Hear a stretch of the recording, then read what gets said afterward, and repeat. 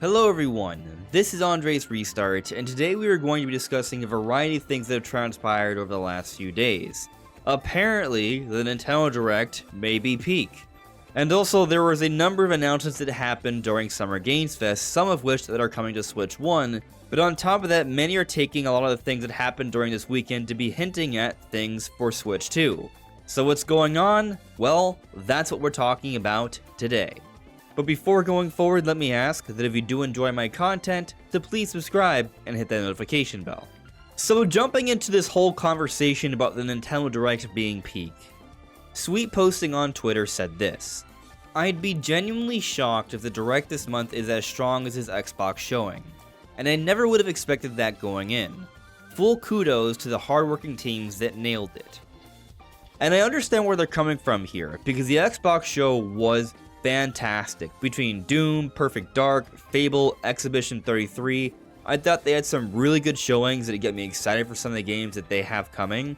But also the show was fairly concise and was one announcement to the next, to the next, to the next. It was pretty well paced. So they had a great show. I didn't expect it to be that good.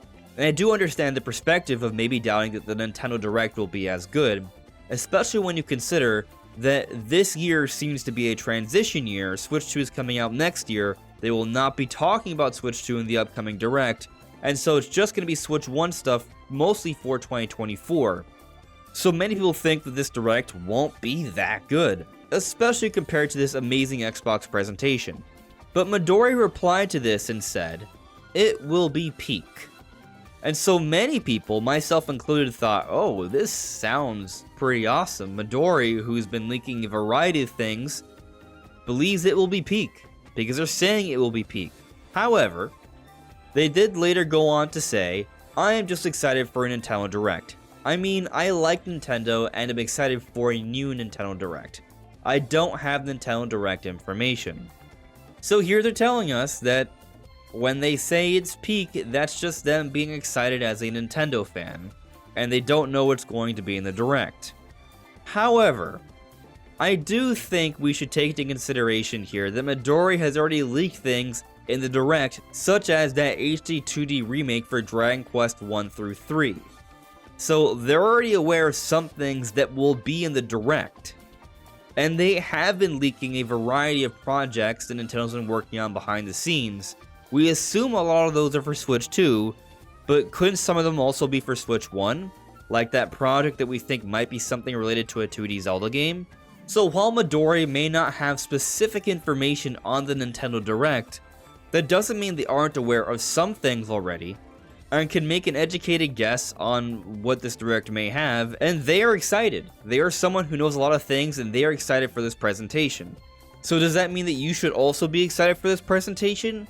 Well, that's still up for debate, because I personally am very excited for this presentation, but I'm also aware that there will not be Switch 2 things in this Direct. It will be focused on 2024 games, and I figure that these 2024 games are not going to be the next 3D Mario or the next 3D Zelda. So I have tempered expectations here to an extent, but at the same time, I do think this Direct is meant to announce things that Switch owners will want to buy. So yes, I think Nintendo is designing a presentation that will be exciting for fans. Now, will it be exciting for all fans? Will this presentation have what you specifically are looking for? That remains to be seen. But I think it's perfectly reasonable to be excited for something we've been waiting all year for. Now, there has been another leaker that's spoken out recently about the Direct. So, on Twitter, there's this person known as Mr. Dry, who some people consider to be pretty reliable, saying something of 11/6, June 11th, there's this Nintendo Direct GIF, so it seems to be that they were hinting at something here. So Pioro Switch 2, this user on Twitter, added Pioro and asked, "Have you heard anything about this?" And Pioro responded recently and said, "No." And at this point, given at the time that we're recording this, it seems pretty likely Nintendo will not be announcing a Direct for tomorrow. So I don't think the Direct is happening on the 11th, and I think this leak here or rumor is false. Now, it's possible there could be some time zone issues here, and maybe the Direct is actually happening on the 12th, and the announcement is coming on the 11th, which is what I've predicted. However, I will say that at this point, on Monday, I am very skeptical of the Direct happening on the 12th now. Why? Because while I may have predicted it, and I do think it makes a lot of sense for a variety of reasons that I've already discussed in the past, I've also discussed in the past, every time I brought up this 12th prediction, the 19th is basically just as likely, and the thing that's going against the 12th right now is that there's not any leaker out there that's considered to be very reliable that is speaking out on this Direct happening on the 12th, and it's already the 10th. So unless they're all going to start talking about things in the next few hours or tomorrow, I'm starting to think that the 19th is the safer bet at this point. But there's a lot more I would like to discuss today. So Summer Games Fest has come and gone, and there were a variety of announcements there. Some of which for Switch 1, and I think we get some additional updates on the Switch 1 games in the upcoming Nintendo Direct, be it this week, next week, or whenever it happens in this month. One game worthy of note, and I'm not sure this one would be at the Direct, but it's definitely something that spurred a lot of conversation, is this Horizon Lego game. Horizon is a series from PlayStation, and they're putting it on a Nintendo console. Now, this is a Lego version of it, it's a little different, but still it leaves many people kind of confused. Really, I just think this is a calculated choice, and it's kind of more of what Sony has already been doing. They have already been putting a lot of their games out on PC. They've been expanding the reach of their IPs so more people can buy their games. They're trying to make more money. And so putting their IP elsewhere beyond PC, like the Nintendo Switch, would do that. And something like a Lego version of Horizon is something that they can probably get running on Nintendo Switch relatively well. It's essentially a spin-off of one of their big IPs, so it's not like the big IP itself, so it's not as big of a deal. And at the same time, it's acquainting a lot of Nintendo users with the Horizon series, which could in turn have them come back playing Horizon, buying the actual games, perhaps even on PlayStation, which in turn will make them more money and be advertising Sony stuff. So I think it just makes sense for them overall to do this, and that's why it's happening. I think we are moving past these times where, oh, it's a Sony game, it has to stay on Sony. Oh, it's an Xbox game, it has to stay on Xbox. These things are changing. Now, when it comes to Nintendo, I don't anticipate on that changing anytime soon because they're doing extremely well with the way they are handling things. The big three are all operating in slightly different ways, and so they're doing what they need to do to be as successful as they can. But there's another game I'm kind of hoping we get an update on during the Nintendo Direct that we got an update on during Summer Games Fest, and that's Sonic Shadow Generations. This I'm very excited about. It's a remaster plus new content, a new campaign from Shadow the Hedgehog. There's even an open world hub area that's inspired by Sonic Frontiers. And what's interesting about this game is that this game originally, Sonic Generations, was for the PS3 360 generation, and it never came to the Nintendo Wii because of how weak it was at the time.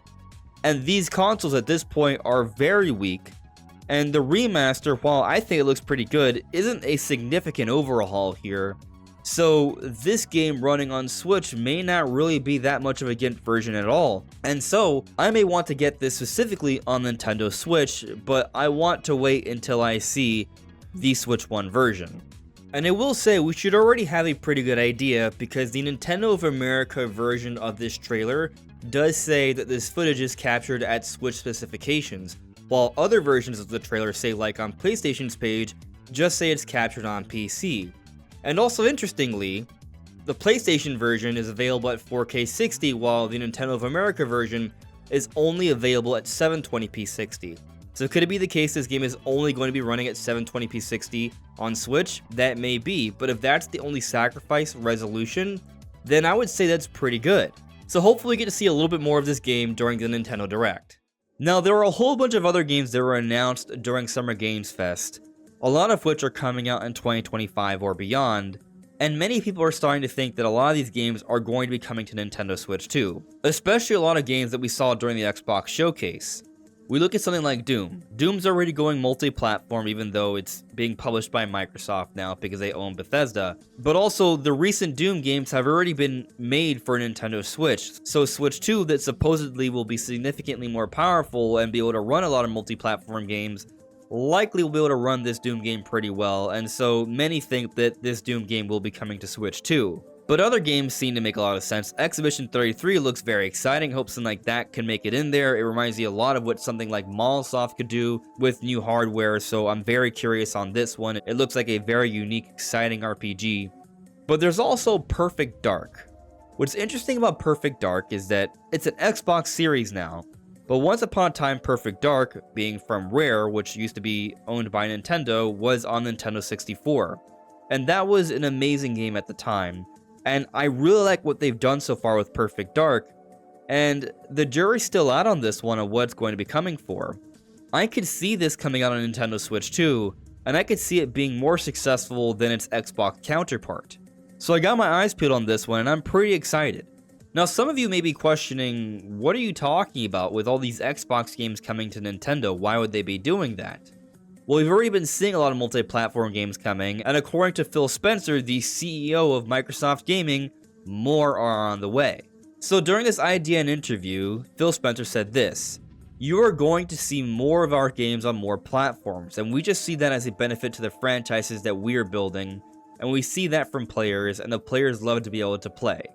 And that just appears to be Microsoft's perspective right now. Yes, they've bought out a whole bunch of studios, but the intent doesn't appear to be to have them only on Xbox.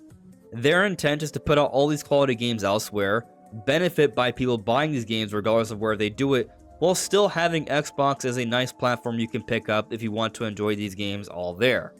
And so what this means is that, yeah, a lot of games that we're seeing announced at an Xbox show could be coming to Switch too. And I find this quite fascinating, especially when we speak on something like Perfect Dark or the long-rumored Banjo-Kazooie project that at some point or another we would hope that we'll see in an Xbox showcase at some point. Games like these, they could come to Nintendo Switch too. And it's going to be interesting because these IP used to be available on Nintendo platforms, but haven't been. But now, with Microsoft's shift in how they're handling things and where the industry is headed and what we're expecting on the Nintendo Switch 2, a lot of these games could come. And so in some ways, we could be seeing the return of all these rare IP. And at least in the case of Perfect Dark, with what we've seen with that trailer, I feel like they're doing a pretty good job here. But of course, we'll have to wait and see. Now there's another leak that's popped up that I find rather interesting that could be a hint towards Switch 2, but it's kind of roundabout, so hear me out here.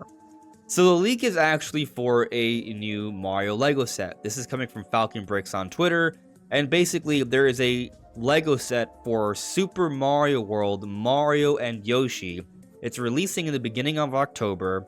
It's going to have the price of $130 USD with over 1,200 pieces, and apparently be for adults, likely due to the complexity of this Lego set. And that's the leak. There's another Mario Lego set coming. Okay. I'm excited for this because I love Super Mario World. I think Mario and Yoshi are iconic as a duo, and seeing a Lego set based off that alone is exciting. But this is where I dive into crazy speculation mode. So hear me out. We know Nintendo's been putting out a lot of Mario Lego sets. Nintendo's been branching out with the merchandising with the Mario brand. We've seen all these different Lego sets. We've seen the Universal Park. We've seen the Mario movie. And we've seen them put out a lot of Mario Universe games to take advantage of the boosted popularity of the Mario movie, and they've seen more sales as a result. I don't think they're going to stop. We already know that they're working on the next follow-up to the Mario movie because it's been confirmed. So this continuation of the Mario Lego sets, I don't expect that to stop. And I think there could be an interesting connection here with this specific Lego set and the future of the Mario series. So I'll point out there's a lot of talk about the recent Deku Tree Lego set for Zelda. It's not just based off Breath of the Wild, but also Ocarina of Time. But is it just because they want to call back to these older Nintendo franchises, or is there something more to it? It's up for debate. We do know that there's a live-action Zelda movie in the works, and in my opinion, this Zelda movie is going to be its own thing. It's not going to be a story based on a specific game, but like the Mario movie, it may have an amalgamation of different Mario traits to form its own story with a variety of Easter eggs for the series and beyond. And so increasing the relevance of Ocarina of Time stuff makes sense in this way, but it also fuels the speculation on this theory of an Ocarina of Time remake or whatever Zelda game they choose to remake down the road. But now coming back to this Mario and Yoshi Lego set, I think there's even more fuel for this particular fire and how it connects to maybe a Switch 2 game. So, We already know that there's a Mario movie coming. The end of the first Mario movie teased something Yoshi related with the Yoshi egg. And here we have the return of this iconic duo from Super Mario World. And maybe it's just all tying into the next movie. But I also think that movie could tie into a game, as we've seen with the variety of Mario games that have already come out over the last year or so. They're not direct tie-ins, but it's increasing the prominence of certain characters that have fans very excited to pick up the games or watch the movie. And with this next 3D Mario on Switch 2, most of us believe it'll be coming out sometime in the first year. It's rumored to maybe be a launch title. It's going to be a big deal. We all assume that. It seems like a safe bet. But when you look at how they went more open with Mario Odyssey and how successful that game was, and how then with Bowser's Fury it was even more open, it does seem like they're going in a direction of a more open Mario game. But with a more open, widespread landscape to explore in the next Mario, Mario is going to need even more ways to move around. So why not bring back his most iconic mount ever, Yoshi? I think it's finally time that Yoshi take the spot as the second most important character in the game. Because outside of Super Mario World, I feel like Nintendo has done Yoshi a bit dirty. In Mario 64, you just see Yoshi at the very end, you can't ride him. He wasn't in Mario Galaxy, he's not in a lot of the different Mario games. In Mario Sunshine, you can use him, but not Green Yoshi, and if he falls into water, he's just done. And then in Mario Odyssey, you can't ride Yoshi, you possess Yoshi, and only in a few select levels. I think it's time for Yoshi to take more of a prominent role where he's available a lot of the time, not just very rarely, and actually as a mount. Make Yoshi basically the equivalent to Epona for Link, but in Mario. I think that makes so much sense, especially with a bigger game. You look at Plessy and how Plessy was used in Bowser's Fury, how you could use Plessy to ride throughout all of the water, throughout all the open world in Bowser's Fury. I think there's a good chance this is the direction they're headed in, and I can see Yoshi taking a very prominent role, especially when we factor in things like this Lego set and the Yoshi teaser that likely is for the next big movie where Yoshi will take on a more of a starring role. So it may seem like a crazy theory to some, but I really do think that Yoshi is going to have a significant role in the next Mario game. But we shall see. What do you think? What do you make of this idea of Yoshi taking on a more prominent role in the next Mario game on Switch 2? What do you take of this idea of a variety of games we saw at the Summer Games Fest eventually coming to Switch 2, or just the Switch 1 game announcements? Or this idea of the Direct this June being a peak Direct? Let me know in the comments below. This is AndresRestart. Thank you so much for listening and watching, and I'll see you all really soon. Take care. Bye.